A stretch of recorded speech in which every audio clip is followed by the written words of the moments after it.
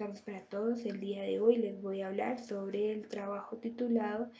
Análisis de la evolución estructural y el crecimiento cristalino de la heteroestructura óxido de cobre y tuxtato de cobre, presentado por quienes habla Laura Cristina Fonseca, perteneciente al Grupo de Física de Materiales de la Universidad Pedagógica y Tecnológica de Colombia y del Grupo de Investigación en Materiales Poliméricos de la Universidad Francisco de Paula Santander. La necesidad de producir este tipo de materiales surge debido a la existencia de los contaminantes emergentes que suelen llegar a fuentes de agua potable o a ecosistemas naturales. Este tipo de contaminantes suelen ser sustancias químicas de tipo orgánico o inorgánicos que pueden generar alto riesgo para la salud humana y daños irreversibles a los ecosistemas. Estos contaminantes suelen ser residuos de solventes orgánicos, fármacos, pesticidas, desechos a base de petróleo, surfactantes y o productos de cuidado personal, entre otros contaminantes. Por lo que se ha buscado otro método no convencional con el fin de degradar este tipo de contaminantes. Uno de ellos es la fotocatálisis heterogénea, a partir del cual, considerando un semiconductor que cuenta con una banda de valencia, una banda prohibida y una banda de conducción, va a reaccionar con un fotón de luz en el rango del ultravioletado visible, generándome así un electrón en la banda de conducción y un hueco en la banda de valencia. Estos dos portadores de carga van a ser los encargados de producir y generar la reacción de fotorreducción y de fotooxidación.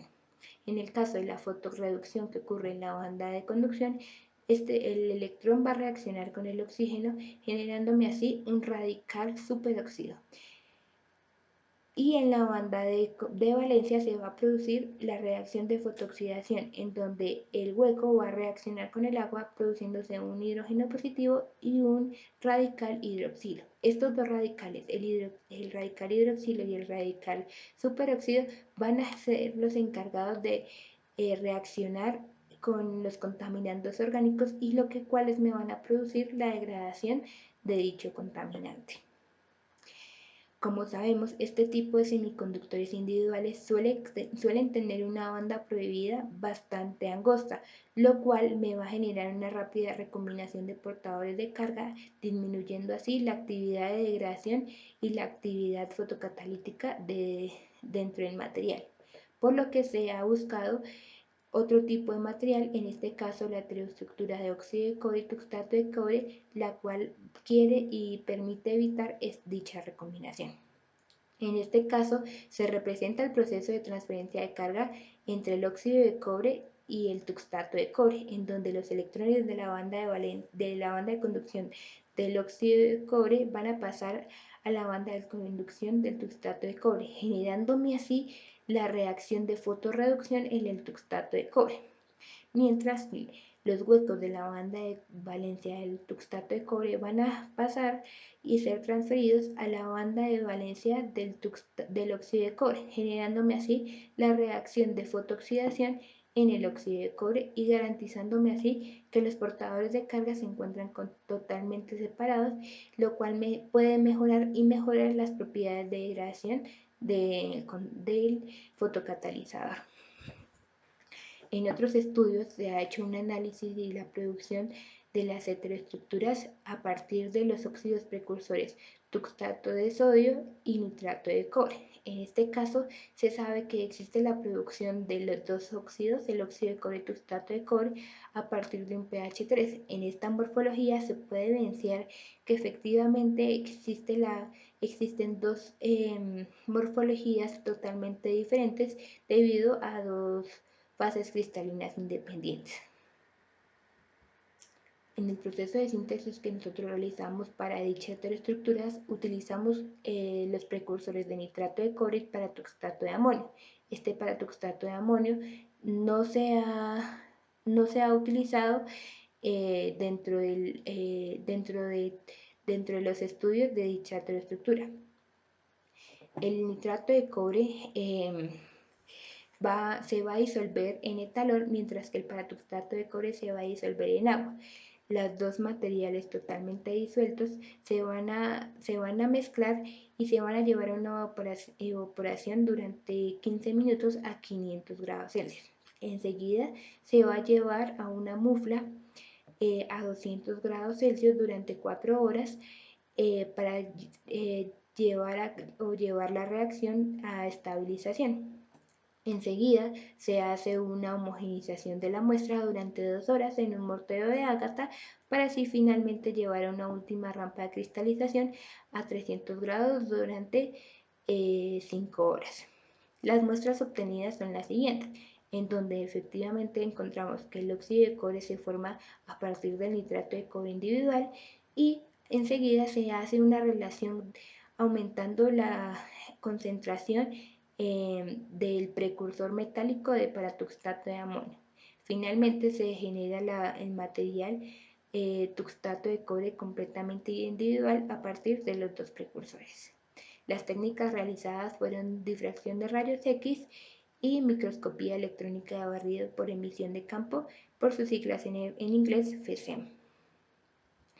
Ya dentro de las imágenes encontradas como resultados, encontramos que evidentemente para el caso del óxido de cobre tenemos una simetría cuasi simétrica en donde encontramos un tamaño de partícula en el rango de 200 y 300 nanómetros, mientras que en la formación de la heteroestructura de 100 a 1 a 100 a 6 se encontró que efectivamente hay dos morfologías totalmente separadas dentro del material. Entonces, gracias a estudios previos, se encuentra que efectivamente los poliedros corresponden al óxido de cobre, mientras que las nanopartículas corresponden al tuxtato de cobre. Ya para la muestra de tuxtato de cobre independiente, se puede visualizar que existe una sola morfología, la cual puede estar asociada a nanopartículas independientes y completamente similares del tuxtato de cobre. Enseguida se muestran los patrones de difracción de rayos X de las muestras obtenidas, en donde efectivamente se puede ver que existe la presencia de las dos fases cristalinas dentro de los diferentes materiales y de las diferentes muestras. Enseguida se realizó un primer análisis semicuantitativo donde se determinaron el porcentaje de fase de cada una de las muestras, en donde se puede evidenciar que efectivamente existe un aumento entre la producción de tuxtato de cobre y el aumento de la concentración de tuxteno dentro de las muestras, llegando así a un punto en donde completamente el sistema está asociado al tuxtato de cobre. Ya dentro del análisis estructural semicuantitativo se llevó a cabo a partir de la ecuación de Scherrer y los parámetros instrumentales, en donde se determinó el tamaño del cristalito, la densidad de locación y las microtensiones de cada una de las muestras y cada una de las fases cristalinas presentes en ellas, en donde se consideró la posición 2 teta del pico más alto y el ancho medio de este mismo pico,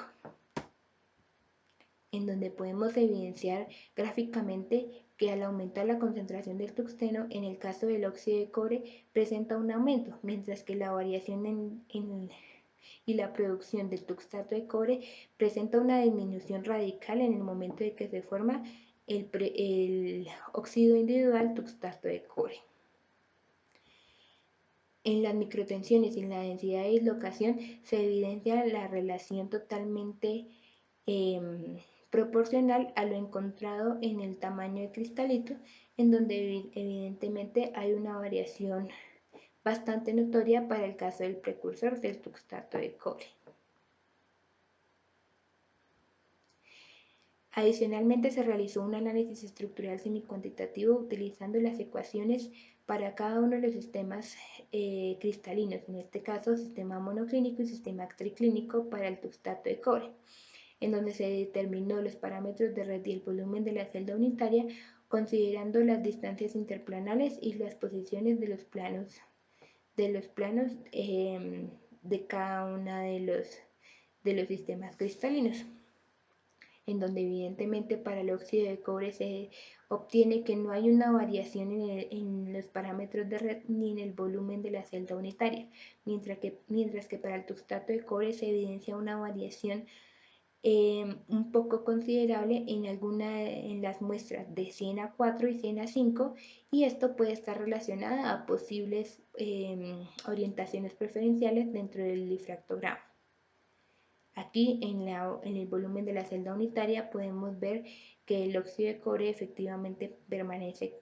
relativamente constante, mientras que en el caso del tuxtato de cobre se evidenció una variación mayor en el caso de la producción del tuxtato de cobre individual.